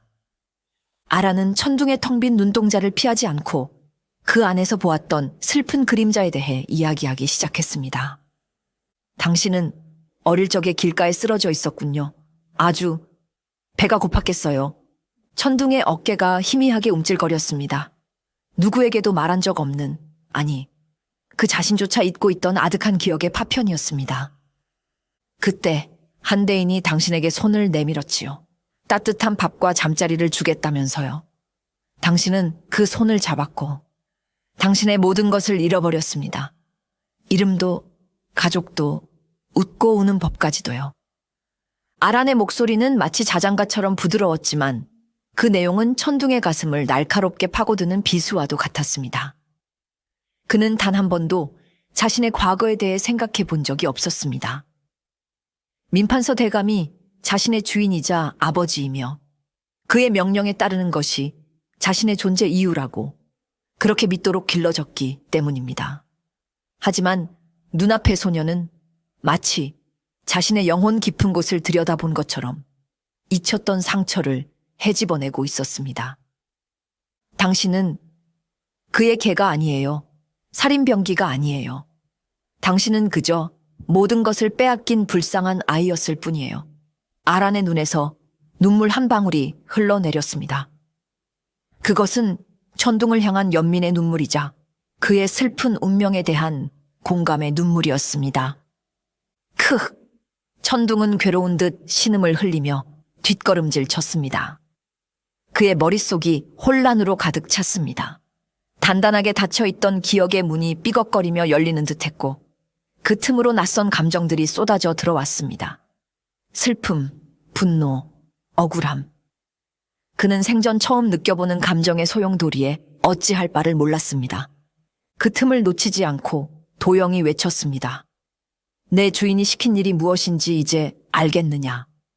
그는 너를 이용해 죄 없는 사람들을 죽이고 그 피로 자신의 부와 권력을 쌓아왔다. 내 아버지도 그렇게 돌아가셨다. 너는 평생을 악의 그림자가 되어 그의 손발 노릇을 해온 것이란 말이다. 도영의 외침은 천둥의 혼란에 불을 지폈습니다. 그는 머리를 감싸쥐며 괴로워하다가 결국 칼을 떨어뜨리고 어둠 속으로 미친 듯이 달려가 사라져버렸습니다. 상황이 종료되자 도영은 긴장이 풀리며 부상당한 다리의 통증을 느끼고 주저앉았습니다. 아라는 급히 다가가 자신의 허름한 옷자락을 찢어 그의 상처를 지혈해 주었습니다. 고맙다. 또 내 덕분에 목숨을 건졌구나. 도영이 힘겹게 말했습니다. 그리고는 믿을 수 없다는 듯 아란에게 물었습니다. 너는 어찌하여 그자를 동정하는 것이냐? 그는 내 아버지를 죽인 원수일지도 모르는 자다. 너를 해치려 한 자객이란 말이다. 아라는 도영의 상처를 묶어주며 조용히 대답했습니다. 그의 눈에는 악의가 없었습니다. 그저 텅 빈 슬픔만이 가득했을 뿐입니다. 악한 것은 그가 아니라 그의 영혼을 훔쳐 그림자로 만들어버린 그 배후의 사람이겠지요. 도영은 아란의 말에 아무런 대답도 할 수 없었습니다. 그는 평생을 선과 악, 정의와 불이라는 흑백 논리로 세상을 살아왔습니다. 하지만 아란은 그 경계선 위에 서서 악의 희생양이 된 또 다른 피해자의 슬픔을 보고 있었습니다. 그는 복수심에 불타는 자신보다 저 연약한 거지 소녀가 훨씬 더 깊고 넓은 눈으로 세상의 진실을 보고 있음을 깨달았습니다. 선비님, 이제 알 것 같습니다. 아란이 나지막이 말했습니다. 그림자는 그저 정해진 불행이 아닙니다. 그 사람의 가장 깊은 상처이자 슬픔이 만들어내는 것일지도 모릅니다. 그래서 그 그림자를 들여다보면 진실에 닿을 수 있는 것이겠지요. 천둥과의 조우 이후 며칠 동안 아무 일도 일어나지 않았습니다. 민판서는 마치 아무 일도 없었다는 듯 평소처럼 정무를 보았고 천둥 역시 다시는 모습을 드러내지 않았습니다. 하지만 윤도영과 아라는 이것이 폭풍 전의 고요함임을 알고 있었습니다. 민판서는 자신의 가장 날카로운 칼이었던 천둥이 흔들리는 것을 보고 분명 다른 계략을 꾸미고 있을 것이 분명했습니다. 시간이 없다. 민판서가 다음 수를 쓰기 전에 우리가 먼저 사라진 장부를 찾아야만 한다. 도영은 초조해졌습니다. 하지만 장부가 어디에 있는지 알 길이 없으니 답답할 노릇이었습니다. 그는 다시 아란에게 의지할 수밖에 없었습니다. 아란아, 다시 한번 민판서의 그림자를 떠올려 보거라. 그 거대한 독사의 그림자 속에서 혹시 장부와 관련된 무언가는 보이지 않았느냐? 장소나 물건이나 아주 사소한 것이라도 좋다. 아라는 며칠 전 보았던 끔찍한 독사의 그림자를 다시 떠올렸습니다. 생각하는 것만으로도 온몸에 소름이 돋았지만 그녀는 도영을 위해 그리고 진실을 위해 용기를 냈습니다. 그녀는 눈을 감고 거대하고 검은 또아리를 튼 독사의 형상에 집중했습니다. 수많은 원혼들의 비명소리가 귓게 울리는 듯했지만 그녀는 필사적으로 그 너머에 있는 다른 형상을 찾으려 애썼습니다. 한참의 시간이 흐른 뒤 아란의 입에서 힘겹게 단어들이 흘러나왔습니다. 독사의 몸통 한가운데 아주 작게 다른 형상들이 보입니다. 어떤 형상이냐? 도영이 다급하게 물었습니다. 곱게 뻗은 대나무 숲입니다.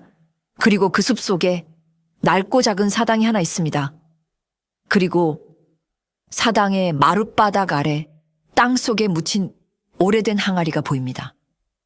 대나무 숲, 낡은 사당, 땅 속의 항아리. 그 단어들을 듣는 순간 윤도영의 머릿속에 번개처럼 스쳐 지나가는 기억이 있었습니다. 그것은 바로 그가 아주 어릴 적 아버지와 함께 갔던 외갓집 근처의 비밀 장소였습니다. 아버지는 어린 도영을 데리고 뒷산의 대나무 숲으로 가 아무도 찾지 않는 낡은 사당에서 함께 숨바꼭질을 하곤 했습니다. 그리고 아버지는 늘 이곳은 우리 부자만의 비밀 장소다. 아주 중요한 물건을 숨기기에 더없이 좋은 곳이지. 라고 말하며 웃곤 하셨습니다. 그래, 바로 거기였구나. 아버님께서 말씀하신 사라진 장부는 처음부터 사라진 것이 아니었어. 가장 안전한 곳에 숨겨두셨던 것이야. 도영은 흥분을 감추지 못하고 자리에서 벌떡 일어났습니다. 3년간 그를 괴롭혔던 수수께끼가 마침내 풀리는 순간이었습니다. 흑막의 그림자는 민판서를, 사라진 장부는 바로 어린 시절의 추억이 깃든 비밀 장소를 의미했던 것입니다. 그는 더 이상 지체할 시간이 없었습니다. 그는 당장이라도 외가가 있는 곳으로 달려가고 싶었지만 민판서의 감시가 심한 상황에서 섣불리 움직일 수는 없었습니다. 그는 흑매의 도움을 받아 자신이 병을 핑계로 며칠간 요양을 떠나는 것처럼 위장하는 치밀한 계획을 세웠습니다. 며칠 후 도영은 병약한 선비로 변장한 채 조용히 한양을 빠져나갔습니다. 그리고 꼬박 이틀을 달려 마침내 기억 속의 외갓집 뒷산에 도착했습니다. 모든 것이 변해 있었지만 대나무 숲만은 예전 그대로 그 자리를 지키고 있었습니다. 그는 기억을 더듬어 숲속 깊은 곳으로 들어갔고 마침내 덩굴에 뒤덮인 낡은 사당을 발견했습니다. 심장이 미친 듯이 뛰기 시작했습니다. 그는 떨리는 손으로 사당의 삐걱거리는 문을 열고 안으로 들어섰습니다. 그리고 썩은 마룻바닥의 일부를 뜯어내고 축축한 흙을 파내기 시작했습니다. 얼마나 팠을까? 그의 손끝에 단단하고 차가운 무언가가 닿았습니다. 항아리였습니다. 그는 조심스럽게 한가리를 꺼내 굳게 닫힌 뚜껑을 열었습니다. 그 안에는 기름종이로 여러 겹 쌓인 두툼한 책 한 권이 들어 있었습니다. 바로 민판서를 비롯한 조정 대신들의 온갖 부정부패와 비리, 그리고 그들이 착복한 재물의 행방이 낱낱이 기록된 비밀 장부였습니다. 장부의 마지막 장에는 윤참판이 죽기 직전 남긴 혈서가 쓰여 있었습니다. 내 죽음이 헛되지 않기를 바라며 하늘이 이 땅의 정의를 바로 세워주기를 기도한다. 도영은 아버지의 피 묻은 유언을 부여잡고 소리 없이 오열했습니다. 길고 길었던 어둠의 터널 끝에서 마침내 진실의 빛을 손에 쥔 순간이었습니다. 그는 이제 이 장부를 가지고 한양으로 돌아가 아버지의 원수를 심판하고 더러워진 조정을 바로 세워야 했습니다. 하지만 그는 알지 못했습니다. 그가 진실에 다가서는 동안 민판서의 마수 또한 아란을 향해 뻗어오고 있었다는 사실을 말입니다. 윤도영이 결정적인 증거를 손에 넣고 한양으로 돌아오던 그 시각, 그가 없는 은신처에는 또 다른 비극이 싹트고 있었습니다. 민판서는 개처럼 부리던 천둥이 흔들리는 것을 보고 더 이상 그를 신뢰할 수 없다고 판단했습니다. 그는 또한 윤도영이 자신을 끈질기게 추적하는 배후에 무언가 다른 조력자가 있음을 직감하고 있었지요. 그는 자신의 정보망을 총동원하여 윤도영의 주변을 샅샅이 뒤졌고 마침내 그가 저작거리의 한 거지 소녀와 비밀리에 접촉하고 있다는 사실을 알아냈습니다. 처음에는 그저 하찮은 정보원으로 여겼지만 월영각의 소동과 천둥이 흔들리게 된 경위를 되짚어보던 민판서는 곧 그 소녀가 평범한 거지가 아님을 깨달았습니다. 그녀에게는 무언가 특별한 능력이 있을 것이라 짐작한 것이지요. 그는 자신의 앞날에 걸림돌이 될지도 모르는 위험의 싹을 미리 잘라버리기로 결심했습니다. 그날 밤 아란이 홀로 남아있던 은신처의 소리 없이 그림자가 들이닥쳤습니다. 천둥이 아니었습니다. 민판서가 새로 고용한 더욱 잔인하고 빈틈없는 자객들이었습니다. 아란은 비명 한 번 지를 틈도 없이 자루에 담겨 어디론가 끌려갔습니다. 아란이 다시 눈을 떴을 때 그녀는 차갑고 축축한 돌바닥 위에 쓰러져 있었습니다. 사방이 막힌 비밀 지하실이었지요. 촛불 아래 비단 의자에 앉아 그녀를 내려다보는 사람이 있었습니다. 바로 민판서였습니다. 그의 얼굴은 평소에 인자한 미소를 띠고 있었지만 그 눈빛은 먹이를 앞에 둔 독사처럼 차갑고 잔혹하게 빛나고 있었습니다. 내년이 바로 윤도영 그놈과 붙어 다니는 거지 계집이렸다. 민판서의 목소리는 꿀처럼 부드러웠지만 그 안에는 서슬퍼런 살기가 담겨 있었습니다. 아라는 공포에 질려 몸을 떨었지만 그의 눈을 똑바로 마주보려 애썼습니다. 그녀의 눈에 비친 민판서의 그림자는 이전보다 더욱 거대하고 흉측한 독사의 형상을 하고 있었습니다. 민판서는 아란의 당돌한 눈빛이 마음에 들지 않는다는 듯 혀를 찼습니다. 듣자 하니 내게는 사람의 앞날을 보는 기묘한 재주가 있다지. 내 너를 죽이기 전에 마지막으로 기회를 주겠다. 너의 그 눈으로 나의 앞날을 한번 보거라.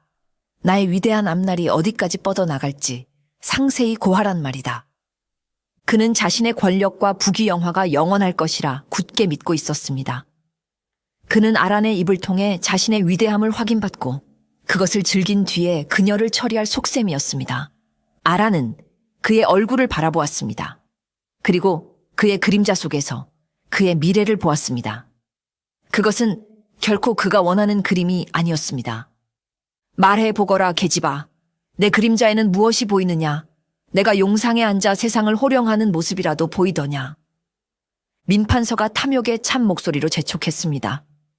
아라는 침을 한번 삼키고 떨리는 목소리로 자신이 본 것을 그대로 말하기 시작했습니다. 대감의 그림자에는 용상이 보이지 않습니다. 대신 차가운 감옥의 돌바닥과 사람들의 손가락질 그리고 피로 물든 망나니의 칼춤만이 보일 뿐입니다. 순간 민판서의 얼굴에서 미소가 사라졌습니다. 그의 얼굴이 분노로 흉측하게 일그러졌습니다. 내 인연, 감히 나를 능멸하는 것이냐.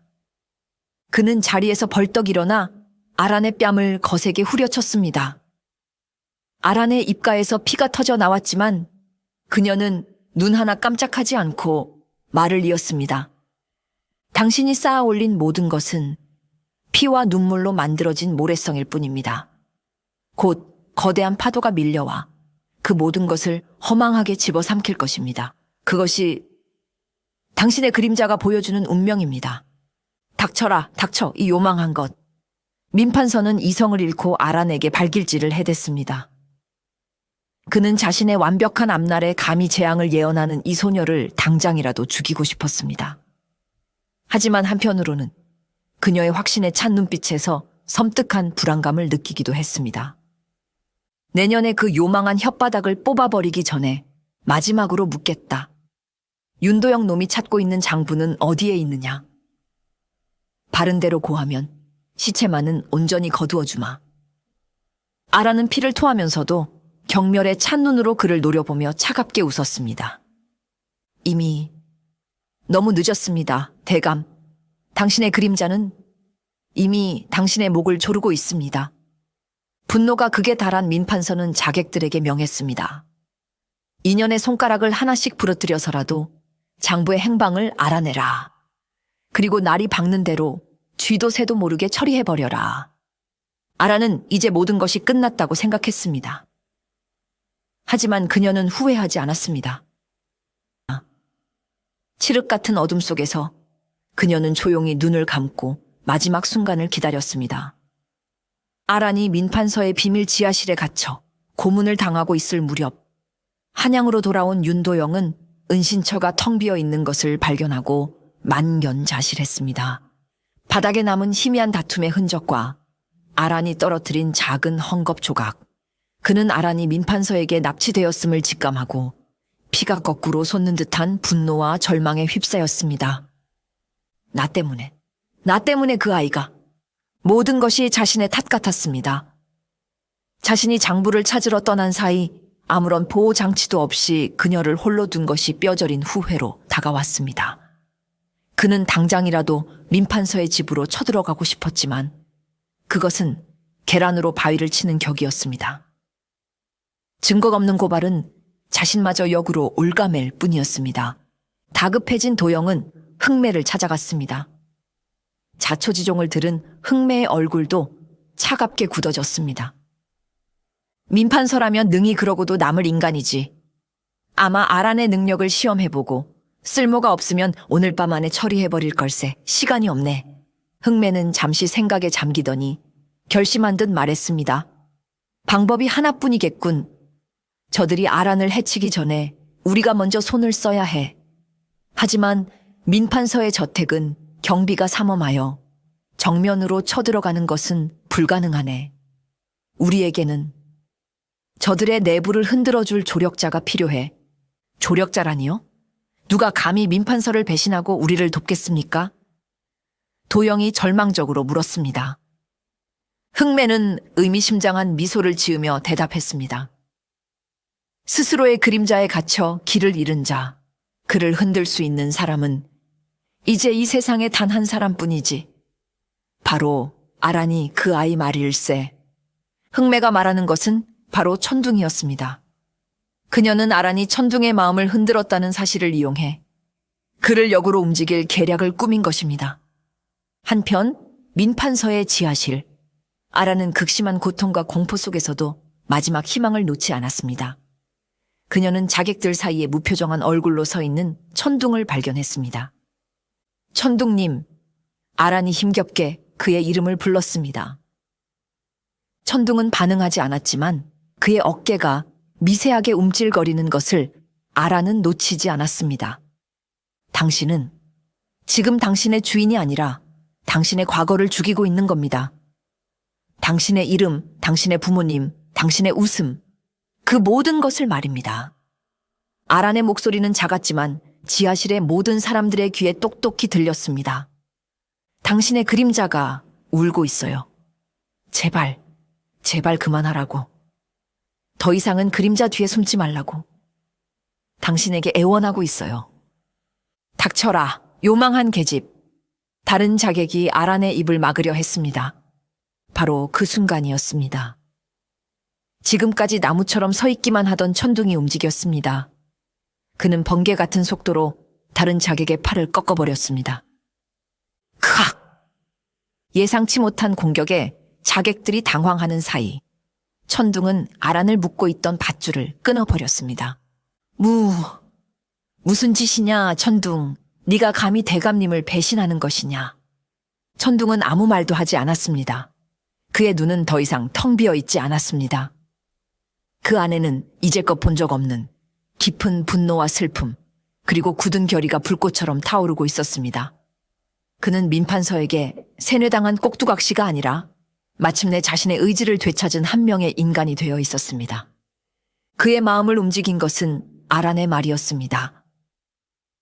그녀는 그의 텅 빈 그림자 속에서 잊혔던 그의 진짜 모습을 보아주었고 그의 슬픔에 함께 울어주었습니다. 생전 처음으로 누군가가 자신을 살인병기 천둥이 아닌 상처 입은 한 인간으로 바라봐 준 것입니다. 그것은 그 어떤 고문이나 세뇌보다도 강하게 그의 영혼을 뒤흔들었습니다.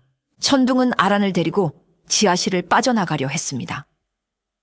다른 자객들이 그를 막아섰지만 그의 상대가 되지 못했습니다. 그는 더 이상 명령에 따라 움직이는 기계가 아니었습니다. 그는 자신의 의지로 자신의 과거를 되찾기 위해 싸우고 있었습니다. 바로 그때 흥매의 계획대로 도영이 관군 일부를 이끌고 민판서의 저택을 급습했습니다. 영모의 증거를 찾았다. 이 집을 수색하라는 명분 아래였지요. 저택이 소란스러워진 틈을 타 천둥은 아란을 데리고 무사히 밖으로 빠져나오는 데 성공했습니다. 어둠 속에서 세 사람, 윤도영과 아란, 그리고 천둥의 운명이 다시 한번 교차하는 순간이었습니다. 아란을 구출한 천둥은 그녀를 윤도영과 흥매가 기다리고 있는 안전 가옥으로 데려왔습니다. 도영은 만신창이가 된 아란의 모습을 보고 분노와 안타까움의 말을 잇지 못했고, 흥매는 재빨리 의원을 불러 그녀의 상처를 치료해 주었습니다. 천둥은 방 한 구석에 말없이 서 있었습니다. 그는 이제 더 이상 민판서의 자객이 아니었지만 그렇다고 도영의 편이라고도 할 수 없었습니다. 그는 자신이 저질러온 과거의 죄와 앞으로 가야 할 길 사이에서 길을 잃은 채 방황하고 있었습니다. 도영은 그런 천둥에게 다가가 품에서 사라진 장부를 꺼내 보였습니다.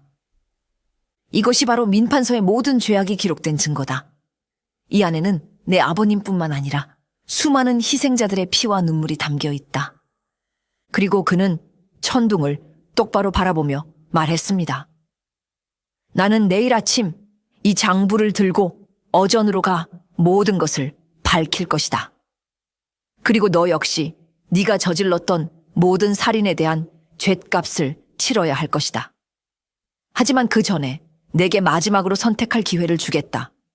평생을 민판서의 그림자로 남아 죄인으로 죽겠느냐? 아니면 이 모든 진실을 밝히는 데 힘을 보태고 한 사람의 인간으로서 심판을 받겠느냐? 도영의 말은 천둥에게 선택을 강요하는 것이었지만 동시에 그를 살인병기가 아닌 한 사람의 인간으로 인정해주는 말이기도 했습니다.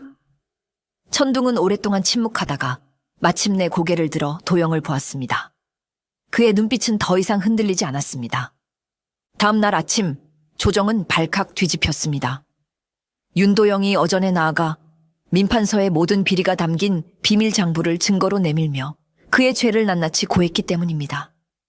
임금은 진노했고 대신들은 경악했습니다. 민판서는 인자한 가면 뒤에서 온갖 추악한 짓을 저질러온 역적이라며 당장 그를 잡아들이라는 어명이 떨어졌습니다. 같은 시각 흥매는 자신의 정보망과 재력을 총동원하여 민판서가 사병을 길러 영모를 꾀하고 있다는 소문을 온 장안에 퍼뜨렸습니다. 성난 민심은 들불처럼 번져나갔고 수많은 백성들이 민판서의 저택 앞으로 몰려가 그를 규탄하기 시작했습니다. 궁지에 몰린 민판서는 자신의 저택에서 최후의 발악을 하고 있었습니다. 그는 남은 사병들을 모아 저항하며 어떻게든 이 위기를 벗어날 방법을 찾으려 애썼습니다. 그는 아란의 예언이 현실이 되어가고 있음을 느끼며 극심한 공포와 분노에 휩싸였습니다. 바로 그때 한 사람의 그림자가 그의 앞에 나타났습니다. 천둥이었습니다. 내 이놈, 감히 내 앞에 다시 나타나다니 당장 윤도영 그놈의 목을 베어 오너라. 그리하면 내 모든 죄를 사해주고 다시 너를 거두어 주겠다. 민판서는 마지막까지 천둥을 자신에게로 부리려 했습니다. 하지만 천둥은 그의 말을 듣지 않았습니다. 그는 조용히 자신의 칼을 뽑아들었습니다. 네가 드디어 정신을 차렸구나. 어서 가서. 민판서의 말이 채 끝나기도 전에 천둥은 칼을 휘둘렀습니다. 하지만 그 칼이 향한 곳은 밖이 아니었습니다. 그는 자신의 주인이었던 민판서를 향해 칼을 겨누었습니다. 하지만 베지는 않았습니다. 그저 그의 목에 차가운 칼날을 겨눈 채 낮은 목소리로 말했습니다. 당신은 내 모든 것을 앗아갔소. 그때 밖에서 광군들이 들이닥치고 아란이 도영의 부축을 받으며 안으로 들어섰습니다. 아란은 천둥을 막아서며 외쳤습니다. 이제 그만 당신의 그림자에서 벗어나세요. 복수는 또 다른 복수를 낳을 뿐입니다. 당신의 삶을 되찾으세요. 아란의 외침에 천둥의 눈빛이 흔들렸습니다. 그의 손에 들린 칼날은 복수심으로 가늘게 떨리고 있었지만 그는 더 이상 분노에 몸을 맡기지 않았습니다. 그는 자신의 손으로 직접 민판서를 베는 것이 진정한 해방이 아님을 깨달았던 것입니다. 그것은 또 다른 살인일 뿐이며 평생을 자신을 올가맬 새로운 굴레가 될 것이 분명했습니다. 그는 민판서의 목에 겨누었던 칼을 천천히 거두었습니다. 그리고는 자신의 손에 들린 검을 바닥에 내려놓았습니다. 챙 하는 소리가 방 안에 울려 퍼졌습니다.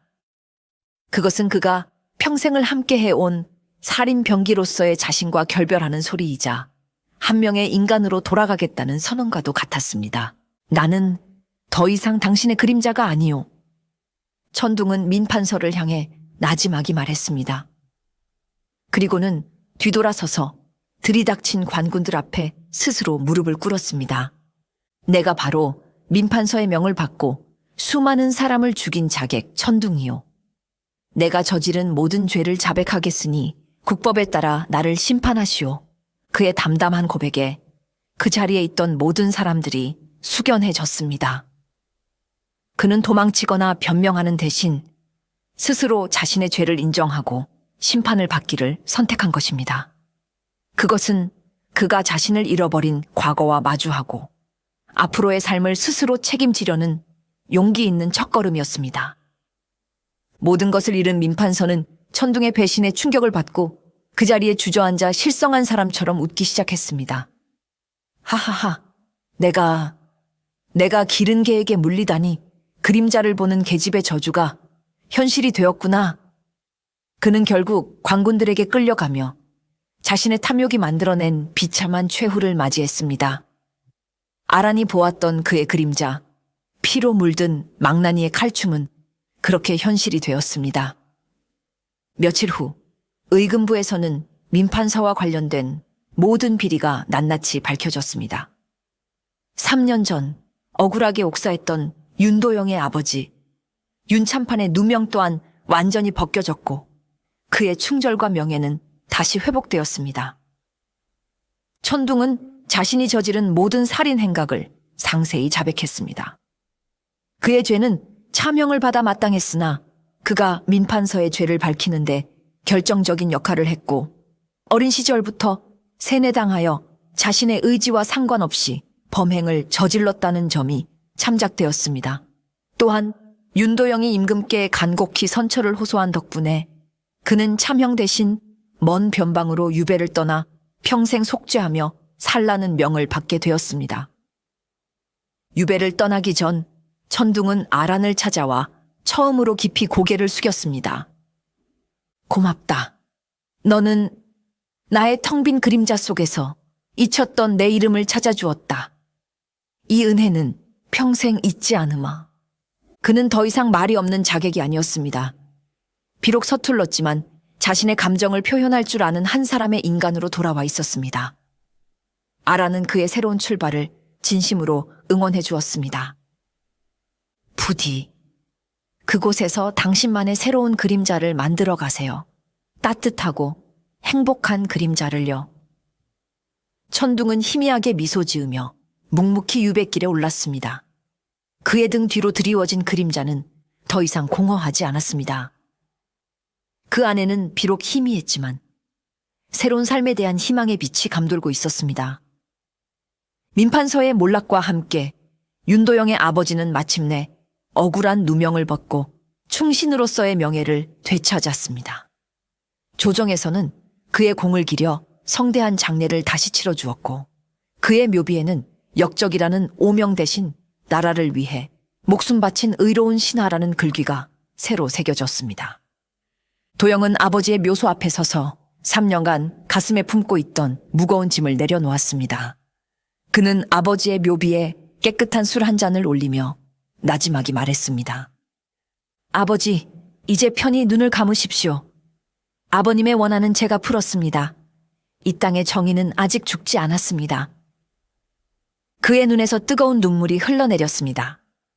그것은 슬픔의 눈물이 아니라 길고 길었던 싸움을 끝낸 안도감과 아버지에 대한 그리움이 뒤섞인 눈물이었습니다.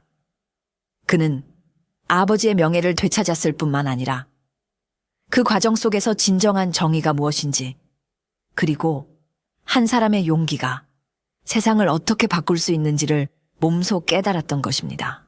며칠 후 도영은 깨끗한 비단 옷과 음식, 그리고 약간의 재물이 담긴 상자를 들고 아란이 머물고 있는 흥매의 월영각을 찾아갔습니다. 흥매는 그런 그를 보고 짓궂은 미소를 지으며 말했습니다. 이제 보니 우리 윤 감찰께서도 은혜를 아는 사내였구려. 그 아이가 아니었으면 지금쯤 저승에서 부친과 상봉하고 있었을 텐데 말이지. 도영은 흥매의 농담에 멋쩍게 웃으며 아란의 방으로 안내를 받았습니다. 아란은 상처가 많이 아물었지만 여전히 낯선 환경에 적응하지 못한 채 창밖만 멍하니 바라보고 있었습니다. 그녀는 화려한 비단 옷과 맛있는 음식이 가득한 방이 마치 자신의 것이 아닌 것처럼 어색하게 느껴졌습니다. 도영은 아란의 앞에 다가가 예의를 갖춰 큰절을 올렸습니다. 아란은 당황하며 그를 말렸지만 도영은 단호했습니다. 일어나지 않겠다. 너는 나의 생명의 은인이자 우리 가문의 은인이다. 이 절은 마땅히 네가 받아야 할 예의다. 그는 한참 동안 고개를 숙이고 있다가 천천히 일어났습니다. 그리고는 아란의 앞에 준비해 온 상자를 내려놓았습니다. 이것은 나의 작은 성이다. 그리고 너에게 제안을 하나 하고 싶구나. 도영은 잠시 숨을 고르고 진지한 눈빛으로 아란을 바라보며 말했습니다. 아란아, 더 이상 저작거리에서 굶주리며 살지 말거라. 우리 집으로 들어오지 않겠느냐? 내가 너를 평생 책임지고 보살펴주겠다. 너를 내 누이처럼 여기고 무엇 하나 부족함 없이 살게 해줄 것이다. 네가 원한다면 글공부도 시켜주고 네가 가진 그 놀라운 능력을 좋은 곳에 쓸 수 있도록 내가 힘이 되어주마. 윤도영의 제안은 아란의 마음을 거세게 흔들었습니다. 평생을 굶주림과 멸시 속에서 살아온 그녀에게 따뜻한 집과 안전한 울타리, 그리고 자신을 아껴주는 사람과 함께하는 삶은 꿈에서나 그려보던 것이었습니다. 그녀는 잠시 동안 비단 옷을 입고 글을 읽으며 도영과 함께 웃고 있는 자신의 모습을 상상해 보았습니다. 그 상상은 꿀처럼 달콤하고 따뜻했습니다. 하지만 그녀는 이내 고개를 저었습니다. 그 달콤한 상상 속 자신의 모습이 너무나도 낯설고 어색하게 느껴졌기 때문입니다. 그녀는 며칠 동안 깊은 고민에 빠졌습니다. 도영은 그녀의 대답을 재촉하지 않고 묵묵히 기다려주었습니다. 며칠 후 아란은 자신의 결심을 전하기 위해 도영을 찾아갔습니다. 그녀는 도영이 선물한 비단 옷 대신 월영각의 하인들이 입는 평범하고 깨끗한 무명 옷을 입고 있었습니다. 선비님, 저에게 이리도 크고 따뜻한 마음을 내어주셔서 진심으로 감사드립니다. 아란은 먼저 깊이 고개를 숙여 감사를 표했습니다. 그리고는 조용히, 하지만 단호한 목소리로 자신의 선택을 이야기했습니다. 하지만 저는 선비님의 제안을 받아들일 수 없습니다. 도영의 얼굴에 의아함과 실망감이 스쳐 지나갔습니다. 어찌하여 그러느냐? 내가 부족한 것이라도 있느냐? 아니면 내 마음이 진심이라 믿지 못하는 것이냐? 아닙니다. 아란은 고개를 저었습니다. 선비님의 마음은 하늘의 태양보다도 따뜻하고 진실됩니다. 하지만 저는 양반가의 마님이 될 수 없는 사람입니다. 제 발은 평생을 맨발로 차가운 흙바닥을 딛고 살아왔습니다. 화려한 비단신을 신는다 한들 제 발은 그 안에서 편안함을 느끼지 못하고 결국 상처만 입게 될 것입니다. 그녀는 창밖의 저작거리를 바라보며 말을 이었습니다. 제 자리는 저곳입니다. 사람들의 슬픔과 기쁨, 가난과 욕망이 뒤섞여 아우성치는 저작거리. 저는 그곳에서 태어났고 그곳에서 살아왔습니다. 그리고 앞으로도 그곳에서 살아가야 할 운명입니다. 운명이라니? 너는 이제 그 끔찍한 운명에서 벗어날 수 있다. 내가 너를 지켜주겠다는데 어찌하여 다시 그 진흙탕 속으로 돌아가려 하는 것이냐. 도영이 안타까운 마음에 소리쳤습니다. 아라는 부드러운 미소를 지으며 대답했습니다. 선비님, 이제 저는 제 능력이 저주라고 생각하지 않습니다. 그것은 어쩌면 제가 받은 선물일지도 모릅니다. 저는 저작거리 사람들의 얼굴에 깃든 작은 그림자들을 봅니다. 자식을 잃을 슬픔, 병으로 고통받을 아픔, 장사가 안 되어 시름에 잠긴 얼굴들. 예전에는 그 그림자들이 무서워 피하기만 했지만 이제는 다릅니다. 그녀의 눈빛은 이전과 비교할 수 없을 만큼 맑고 단단해져 있었습니다. 이제 저는 그 그림자를 외면하지 않을 겁니다. 비록 제가 큰일을 할 수는 없겠지만 아이에게 위험한 곳에 가지 말라고 일러주거나 몸이 아픈 노인에게 약방을 알려주거나 시름에 잠긴 상인의 등을 한번 토닥여주는 작은 위로를 건넬 수는 있겠지요. 그것이 바로 제가 있어야 할 곳에서 제가 해야 할 일이라고 생각합니다. 그녀는 더 이상 자신의 운명을 피하려는 나약한 소녀가 아니었습니다. 자신의 능력을 긍정하고 그것으로 세상의 작은 아픔이라도 보듬으려는 작지만 강한 수호자의 길을 선택한 것입니다. 도영은 그녀의 말에 더 이상 아무런 반박도 할 수 없었습니다.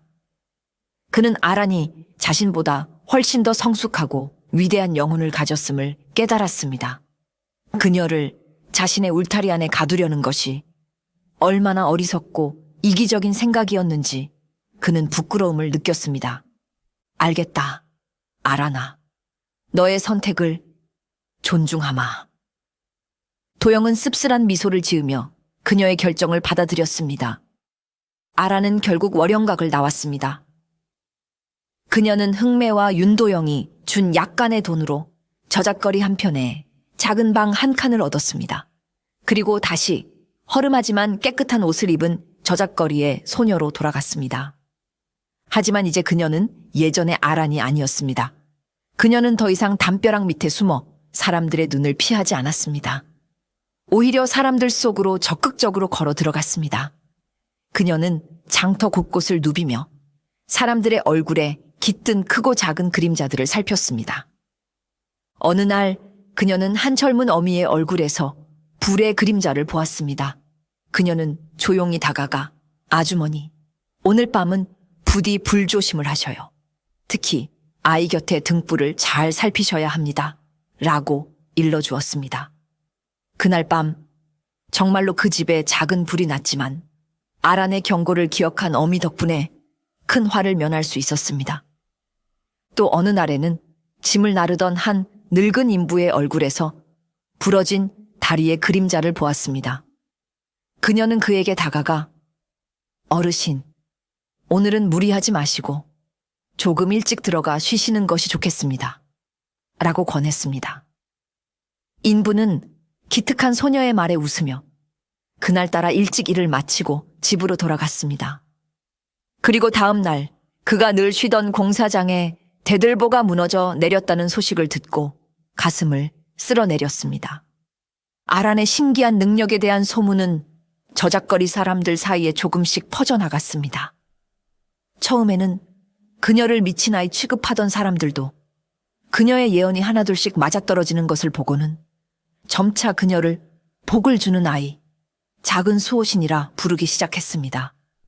사람들은 그녀에게 떡 한 조각, 과일 하나를 건네며 고마움을 표했고 그녀의 앞날에 대해 조언을 구하기도 했습니다. 아란은 더 이상 굶주리지 않았고 외롭지 않았습니다. 그녀는 사람들의 작은 친절과 따뜻한 관심 속에서 비로소 진정한 행복을 느끼게 되었습니다. 그녀는 불행의 그림자만을 보는 것이 아니었습니다. 때로는 사람들의 얼굴에 깃든 희망의 그림자도 보았습니다. 과거 시험을 앞둔 가난한 선비의 얼굴에서는 합격이라는 두 글자의 빛나는 그림자를, 오랫동안 아이를 갖지 못했던 부부의 얼굴에서는 작은 아기의 그림자를 보았지요. 그녀는 그들에게 다가가 좋은 일이 있을 겁니다. 조금만 더 힘을 내세요. 라고 따뜻한 위로와 희망을 전해주었습니다. 윤도영은 사헌부 감찰로서 바쁜 나날을 보내면서도 틈틈이 저작거리에 나와 멀리서 아란의 모습을 지켜보곤 했습니다. 그는 사람들 틈에서 밝게 웃으며 그들의 아픔을 보듬고 희망을 전하는 아란의 모습을 보며 깊은 존경심과 함께 마음 한편이 따뜻해지는 것을